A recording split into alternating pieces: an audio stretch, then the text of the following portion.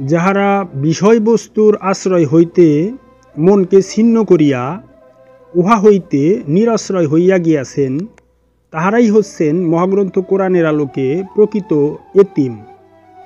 এই রকম এতিমগণ দেহ নিয়ে বসবাস করিয়াও সাধারণ মানুষের মতো জগৎবাসী থাকেন না।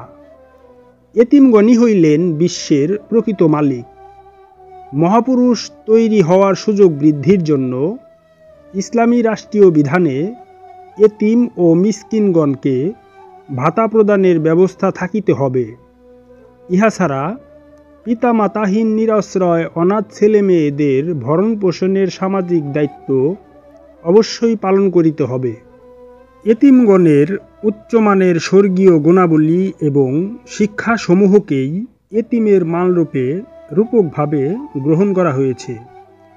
এতিম যে মালের অধিকারী তাহা পবিত্র এবং দুনিয়াবাসী যে মালের অধিকারী তাহা অপবিত্র। দুনিয়াবাসীর কলুষিত মালকে পবিত্র করিয়া গড়িয়া দেওয়ার জন্যই এতিমগণ সদা তৎপর রয়েছেন, কিন্তু দুনিয়াবাসী এতিমগণের মাল খেয়ে ফেলে, অর্থাৎ বিনষ্ট করিয়া নিজেদের মালের দিকেই সবাইকে আকৃষ্ট করিয়া তোলে এবং বিশ্বময় ভেজাল সৃষ্টি করে থাকে। এই জন্যই সূরা নেসার 2 নং আয়াতে ইনসানগণকে বলা হচ্ছে, তোমরা এতিমের সম্পদ বিনষ্ট করিবার বিষয় হইতে বিরত থাকিও।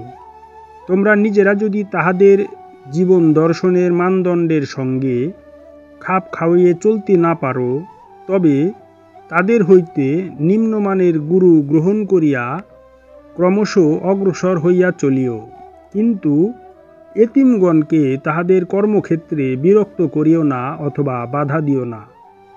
তাহাদের মাল সমাজে বর্ধিত হইয়া উঠিবার সুযোগ দিও। লামকামের আত্মিক উৎসর্গের বিষয় অত সহজ নহে যে সহজেই তাহা আয়ত্ত করিয়া লইতে পারিবে। মুক্তি দূরবর্তী বিষয়। ধৈর্য ধরিয়া জীবন পথে চলিতে থাকিও।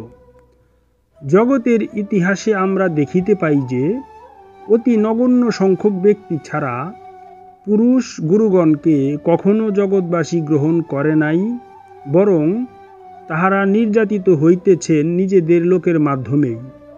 একজন পুরুষ গুরু অনুষ্ঠান ধর্মের ঊর্ধ্বে বিরাজ করেন।